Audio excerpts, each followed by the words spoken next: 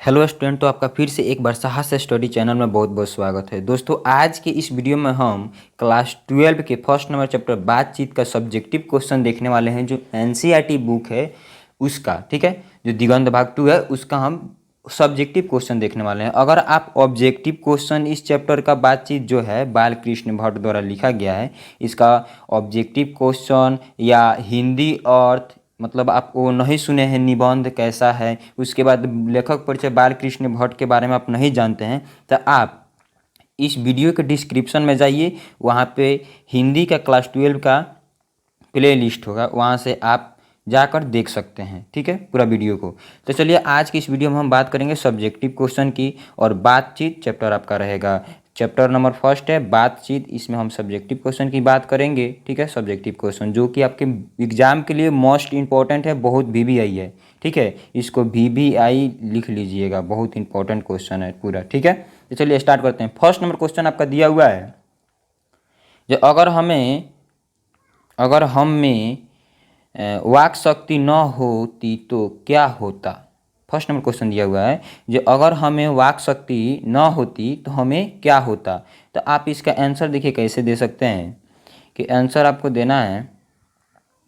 देखिए, अगर हमें वाक शक्ति न होती, अगर हमें वाक शक्ति न होती तो यह समस्त सृष्टि गूंगी प्रतीत होती। यानी कि आपको हम बताए भी थे, हिंदी अर्थ में समझाए भी थे, जो अगर हम बात करने की अगर ईश्वर द्वारा हमें वरदान के रूप में अगर शक्ति न मिली रहती तो पूरा जो सृष्टि है ये गूंगी प्रतीत होती, हम और लुंज पुंज की तरह एक कोनाटा में बैठे रहते। ठीक है, तो बताया जा रहा है कि अगर हमें वाक शक्ति न होती तो यह समस्त मतलब जो सृष्टि है ये क्या होता, गूंगी प्रतीत होती। सभी लोग चुपचाप बैठे रहते।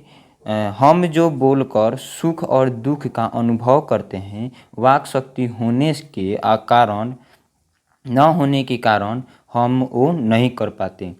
यानी कि बताया जा रहा है जो वाक शक्ति जो है वो हमें ईश्वर दौलत एक वरदान के रूप में मिला हुआ है। अगर वो नहीं मिली होती हमें, यहाँ पे न होने की बात बोल रहा है, तो नहीं मिली होती, जो सृष्टि है ये गूंगी प्रतीत होती। दूसरा का हम लोग जो हैं ये चुपचाप या लुंज पुंज की तरह कोने में बैठे रहते, और हम जो हैं वो बोल कर सुख दुख जो है अपना अपने मन में जो भी दिलासा चीज़ को रखे हुए हैं, बैठा कर रखे हुए हैं जो भी चीज़, उस अनुभव को दूसरे के सामने हम प्रकट नहीं कर पाते, और वाक शक्ति हमें ये ईश्वर द्वारा हमें नहीं मिली होती तो। ठीक है, यही फर्स्ट नंबर आप आंसर लिख सकते हैं। चलिए दूसरा नंबर क्वेश्चन देखते हैं आपके सामने। 2 नंबर क्वेश्चन दिया हुआ है, जो बातचीत के संबंध में वॉन जॉनसन और एडिसन के क्या विचार हैं। बताया जा रहा है जो वॉन जॉनसन जो थे, ठीक है, ये, और उसके बाद बातचीत के संबंध में कौन कौन, एडिसन का भी मत क्या चीज़ का था, एडिसन। ठीक है,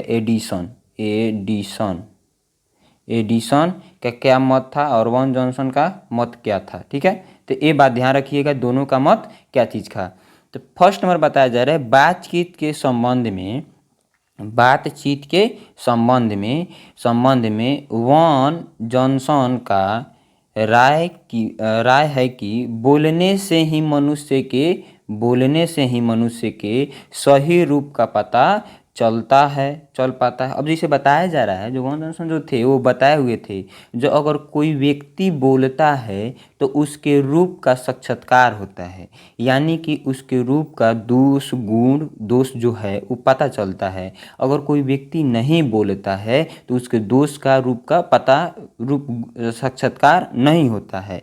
यही बताया जा रहा है, जो वॉन जॉनसन जो बताए हुए थे, जो बोलने से मनुष्य का रूप का पता चलता है, यानी कि साक्षात्कार होता है। अगर मनुष्य चुपचाप रहे तो उसके गुण तथा अवगुण का पता नहीं चल पाएगा। अगर कोई व्यक्ति चुपचाप रहता है, यानी कि आपको हम बता दें कि 10 बोलतू आदमी, देहात में बोला जाता है, गांव देहात में, कि 10 बोलतू का एक चुप्पा हरा देता है। यानी कि 10 गो बोलने वाला अगर व्यक्ति रहता है तो उसके गुण अवगुण का पता चलता है। कि उसके गुण अवगुण क्या है। लेकिन अगर एक व्यक्ति चुप रहता है तो उसके गुण अवगुण का पता नहीं चलता है, जिसके कारण वो जीत जाता है। तो यही बताया जा रहा है। ये किनका मत था? तो वॉन जॉनसन का मत था। और एडिसन का क्या मत था? तो एडिसन का राय है कि असल बातचीत सिर्फ दो व्यक्तियों के बीच में हो सकती है। आपको बताए भी थे, ये दो व्यक्ति जब अच्छे से बात करता है एकांत जगह पे, मतलब ऐसे समय में जो किसी प्रकार से वहाँ पे डिस्टरबेंस ना हो, तो दो व्यक्ति जब बात करता है तो उनके दिल की बात दिल से छू जाती है। तो इसलिए बताए थे दो व्यक्तियों की बात सबसे अच्छी होती है। जो तीन व्यक्ति का बात होता है, दो व्यक्तियों की बात कथी होती है? सबसे अच्छी होती है दो व्यक्तियों की। और तीन व्यक्तियों की जो बात होती है ये अच्छी नहीं होती है, मतलब फॉर्मेलिटी पूरा किया जाता है। चार व्यक्ति की जो बात होती है इसमें भी फॉर्मेलिटी पूरा किया जाता है। और चार से अधिक व्यक्ति यानी कि पांच व्यक्तियों के बीच में जो बात होता है वो राम रमौल यानी कि हंसी मजाक की बात की जाती है। तो वहीं बताया जा रहा है कि दो व्यक्तियों के बीच हो सकती है, जिसका तात्पर्य यह हुआ कि वो एक दूसरे से दिल खोल के बात कर सकते हैं। अगर वहाँ कोई तीसरा व्यक्ति आता है तो फिर वो बात खुल कर नहीं हो पाती। अब जैसे कोई व्यक्ति बात कर रहा है, दो व्यक्ति, और उसी समय कोई एक तीसरा व्यक्ति उसी में टपक जाता है यानी कि आ जाता है, तो वो जो बात बोलने वाले थे दोनों आपस में, जो अपने दिल की बात दूसरे से कहने वाले थे, तो वो बात नहीं खुलती, वहीं पे ख़त्म हो जाती है। यह एडिसन का मत था। अगले क्वेश्चन पे देखते हैं, जो आर्ट ऑफ कन्वर्सेशन क्या है? आर्ट ऑफ कन्वर्सेशन क्या है? तो यह बात करने की एक ऐसी कला होती है। आंसर में देखिए, जो एक बात करने की ऐसी कला होती है, ये यूरोप के लोगों में पाई जाती है। किनके लोगों में? ये यूरोप के लोगों में। यूरोप के लोगों में आर्ट ऑफ कन्वर्सेशन बहुत अच्छी होती है, यानी कि यूरोप के लोगों में बात करने की एक कला होती है जिसे आर्ट ऑफ कन्वर्सेशन कहते हैं। तो यह बात करने की एक ऐसी कला होती है जिसमें बातचीत के दौरान चतुराई के साथ प्रसंग छोड़े जाते हैं, जिन्हें सुनकर अत्यंत सुख मिलता है। यह कला किनके? यूरोप में ज़्यादा पाई जाती है। आर्ट ऑफ कन्वर्सेशन कहाँ पाई जाती है? तो यूरोप में पाई जाती है। और यह बात करने की एक कला होती है जिसमें बातचीत करते समय में ही चतुराई के साथ प्रसंग छोड़ जाते हैं। ठीक है, अगला क्वेश्चन देखते हैं। 4 नंबर, मनुष्य की बातचीत का उत्तर तरीका, मतलब मनुष्य की बातचीत का उत्तम तरीका क्या हो सकता है? इसके द्वारा वह कैसे अपने लिए नवीन संसार की रचना कर सकता है। यानी कि बताया जा रहा है, जो मनुष्य की जो बात करने का उत्तम तरीका क्या हो सकता है और इसके द्वारा कैसे अपने लिए नवीन संसार की रचना कर सकते हैं, अपने द्वारा कैसे कर सकते हैं। तो देखिए, इसका आंसर हम कैसे देख सकते हैं, उत्तम बातचीत का तरीका क्या हो सकता है। तो आंसर में बताया जा रहा है, मनुष्य में बातचीत का सबसे उत्तम तरीका उसका आत्म वार्तालाप है। अब यानी कि बताया जा रहा है, जो बोले हुए हैं, जो अगर बालकृष्ण भट्ट, जो अगर मनुष्य अपने आप से यानी कि आत्म वार्तालाप खुद से अगर बात करता है तो क्या चीज़ बात होता है? सबसे उत्तम तरीका माना जाता है। मनुष्य जब खुद से बात करता है तो सबसे उत्तम तरीका माना जाता है। उसके बाद आगे देखते हैं, जब मनुष्य अपने अंदर ऐसी शक्ति विकसित करे जिसके कारण वह अपने आप से बात कर लिया करे।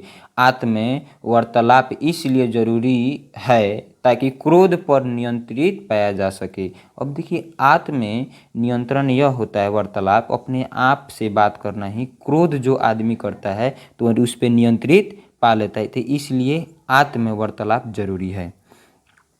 आगे देखते हैं, आगे इसमें पा लिया जा सकता है जिससे दूसरों को कष्ट न पहुँचे।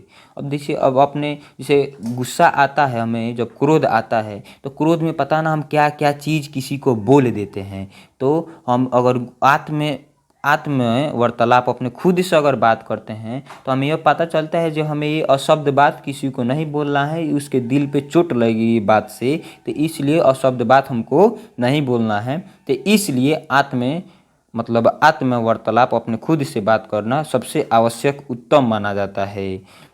अगर हम बोल देते हैं तो दूसरे को क्या होता है, कष्ट पहुंचता है, जिसके कारण अगर नहीं बोलेंगे तो दूसरे को कष्ट नहीं पहुंचेगा। तो इसलिए दूसरे को नहीं पहुंचेगा अगर हम खुद से बात करते हैं तो। चलिए, क्योंकि हमारे भीतर की मनोवृत्ति नए रंग दिखाया करती है, वह हमेशा बदलती रहती है। इंसान को चाहिए कि वो अपने जिह्वा पर काबू रखे तथा अपने अपने मधुर वाणी से दूसरे को प्रसन्न करे। ऐसा करने से किसी से न तो कटुता रहेगी और न ही किसी से बैर। इससे दुनिया खूबसूरत हो जाएगी। यही बातचीत का उत्तम तरीका है। बताया जा रहा है जो अगर हम खुद से बात करते हैं तो जो हमारी भीतर की मनोवृत्ति है ये नए रंग दिखाया करती है, वह हमेशा बदलती रहती है। हमारा जो मन है वह हमेशा बदलता रहता है। इंसान को चाहिए कि अपने जिह्वा पर काबू रखे, यानी कि अशब्द बात कहीं भी कुछ भी ना बोल दे, किसी को कुछ भी गुस्सा होकर ना बोल दे, किसी को गाली ना दे दे, किसी को अशब्द बात ना बोल दे। अपने से बड़े हैं तो उसे रिस्पेक्ट करे, ये शब्द बात ना बोले तो उसके अगर जिह्वा पे मिठास यानी कि मधुर वाणी, सुंदर वाणी, अच्छा वाणी, रिस्पेक्ट वाला वाणी अगर आता है तो दूसरे को क्या होंगे, वो दूसरा सुन के प्रसन्न होगा। अगर आप ही अपने पिता को बोलते हैं जे इधर आओ तो कितना खराब लगता है, लेकिन आप बोलते हैं पापा जी या पिताजी आप यहाँ पे आइए एक काम है, तो कितना मधुर वाणी में बोलें तो आपके पापा जी भी प्रसन्न होंगे। या आपके कोई मित्र हैं तो अच्छे से उनसे बात करते हैं तो वह भी प्रसन्न होंगे। या आपके गर्लफ्रेंड हैं उनसे भी अच्छे से बात करेंगे तो वह भी प्रसन्न होंगे। तो ऐसे करने से किसी न दूसरे को कष्ट पहुंचता है और न किसी से बैर होती है, अच्छे से मित्रता चलती रहती है। इससे दूसरे दुनिया खूबसूरत हो जाती है। ठीक है, बहुत अच्छा दुनिया दिखती है। तो यह बातचीत का सबसे उत्तम तरीका है। चलिए अगला क्वेश्चन देख लेते हैं। ये तो आपका लघु उत्तरीय क्वेश्चन था। अब देखते हैं दीर्घ उत्तरीय क्वेश्चन। तो दीर्घ उत्तरीय क्वेश्चन में ये है व्याख्या करने के लिए।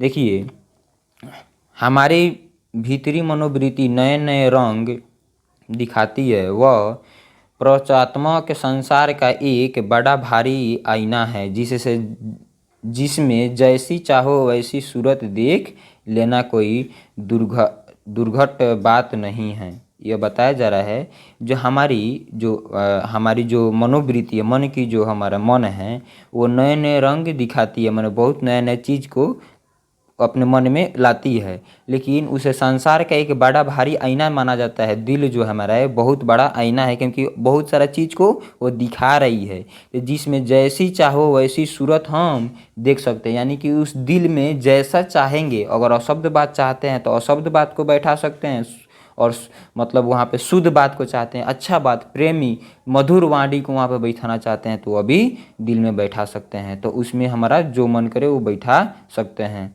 तो देख लेना कोई दुर्घटना न हो जाए, तो वैसा बैठाइए जिससे कोई दुर्घटना न होके, यानी कि किसी प्रकार की दिक्कत न होके। तो अगला देखिए, इसमें आंसर क्या लिख सकते हैं। तो इसमें सबसे पहले पूरा पंक्ति के अनुसार जैसे सारांश लिखा जाता है वैसे लिखना होगा, क्योंकि ये 5 नंबर का आता है। तो चलिए देखते हैं। प्रस्तुत पंक्ति या विद्यमान लेखक बालकृष्ण भट्ट द्वारा रचित बातचीत निबंध से लिया गया है। इन पंक्तियों में लेखक ने लिखा है कि जब मनुष्य समाज में रहता है तो समाज से ही भाषा सीखता है।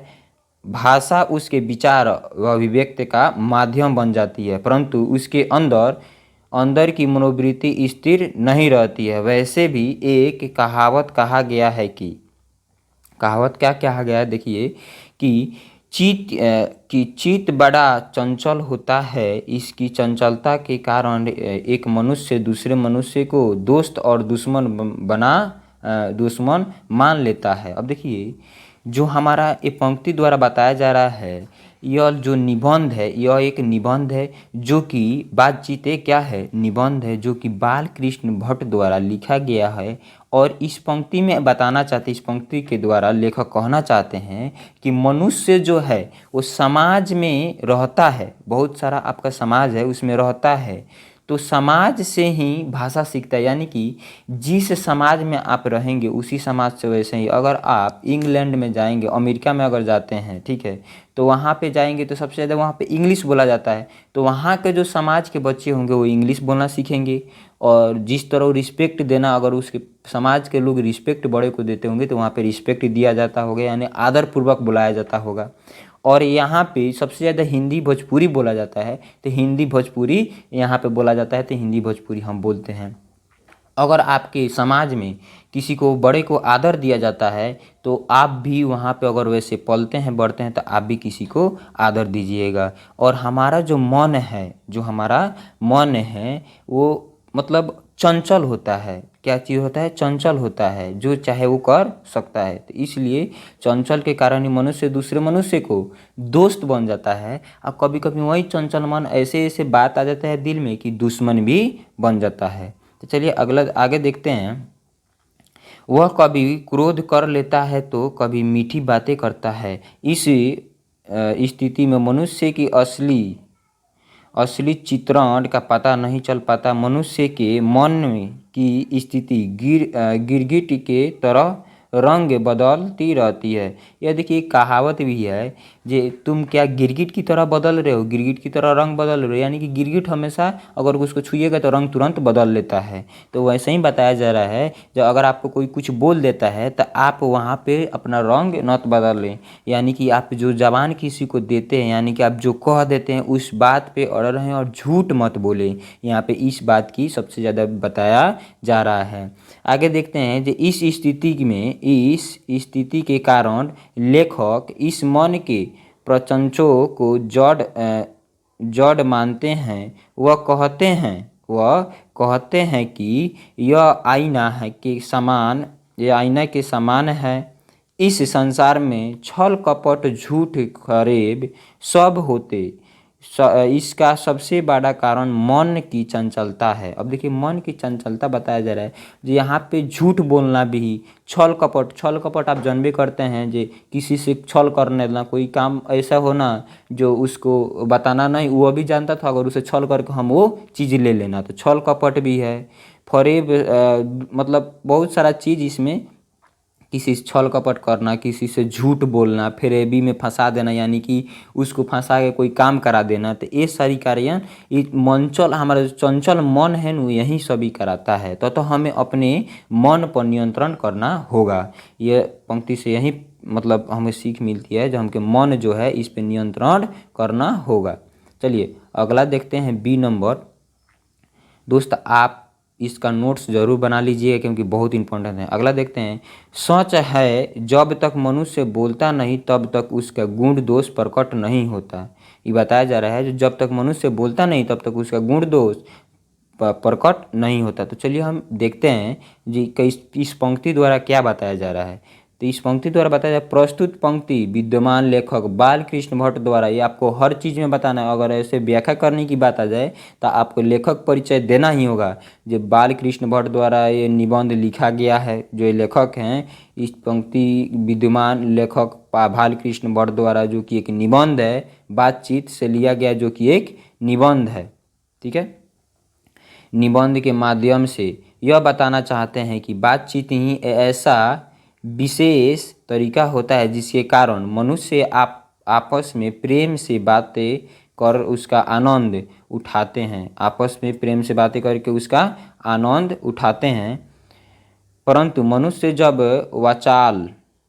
वाचाल हो जाता है, यानी कि जो ऐसा ऐसा मन में फरेबी बातें आने लगती है, जो वाचाल हो जाता है, अथवा बातचीत के दौरान अपने आप पर काबू नहीं रख पाता है, वह दोष है। परंतु जब वहीं संजीदगी, यानी कि संजीदगी मतलब बात करने का एक तरीका, संजीदगी से संजीदगी से सलीके से बात करता है तो वह गूढ़ है। मनुष्य के चुप रहने के कारण उसके चरित्र का कुछ पता नहीं चलता है, परंतु वह जैसे ही कुछ बोलता है वह उसकी वाणी के माध्यम से उसके गुण और दोष प्रकट होने लगता है। ये बताया जा रहा है इस कविता निबंध द्वारा। जो बताया जा रहा है, जो अगर कोई व्यक्ति है जब तक वो नहीं बोलता है, चुपचाप रहता है, तो तब तक उसको लगता है, किसी व्यक्ति को लगता है कि बहुत संजीदगी यानी कि प्रेम पूर्वक वाला आदमी होगा, बहुत ही अच्छा आदमी है, बहुत ही अच्छा व्यवहार है इसका। लेकिन जब वो व्यक्ति अपने मुंह से कुछ वाणी को बाहर निकालता है यानी कि कुछ बोलता है, तभी आपको पता चल जाता है। अगर अच्छे से खूब प्रेम पूर्वक बोलता है तो पता चलता है जो इसके गुण दोष अच्छा है, यानी कि गुण इसका बहुत अच्छा है। अगर वह व्यक्ति कुछ ऐसे बात बोल देता है, खराब बात ही बोल देता है, आपको रिस्पेक्ट नहीं करता, तो वहीं पे पता चल जाता है कि इसका गुण दोष बहुत खराब है। तो ऐसे गुण दोष का पता चलता है। तो आप इस पाठ को यहीं पे समाप्त होता है। इसका 2 गो व्याख्या करने के 5 नंबर वाला क्वेश्चन था फर्स्ट चैप्टर में, और 4 क्वेश्चन जो कि बहुत इंपॉर्टेंट था, जो कि आपका लघु उत्तरीय था, और दीर्घ उत्तरीय 2 गो क्वेश्चन था। तो अगर आपको ये मतलब ये पाठ अच्छी लगी हो तो आप इस चैनल को सब्सक्राइब कर लीजिए। मतलब आप पूरा चैप्टर को देखिए लिए हैं। फर्स्ट चैप्टर को सबसे पहले लेखक परिचय, उसके बाद उसका हिंदी अर्थ बताए, उसके बाद ऑब्जेक्टिव क्वेश्चन करा दिए, अब सब्जेक्टिव क्वेश्चन करा दिए। तो आप इस चैप्टर को पूरा अच्छी तरह से पढ़ ही लिए, और आप ऑब्जेक्टिव और सब्जेक्टिव क्वेश्चन का नोट्स बना लीजिए। और इसी के साथ इस चैनल को अभी सब्सक्राइब कर लीजिए, क्योंकि हिंदी का ग्रामर पोर्शन, बुक पोर्शन आपको पूरा अच्छे तरह से इसी तरह से आपको मिल जाएगा पूरा इस चैनल पे। और रेगुलर वीडियो अपलोड होता है सुबह 7 बजे, सुबह 7 या 8 बजे, शाम को 7 बजे या 8 बजे, इस टाइम में वीडियो आपका रेगुलर मिल जाएगा। अगर ये आपको वीडियो थोड़ी सी भी अच्छी लगी हो तो प्लीज़ इस चैनल को ज़रूर सब्सक्राइब कीजिएगा। और इसी के साथ इस वीडियो को समाप्त करते हैं। जय हिंद, जय भारत, और एक लाइक करके ज़रूर जाइएगा।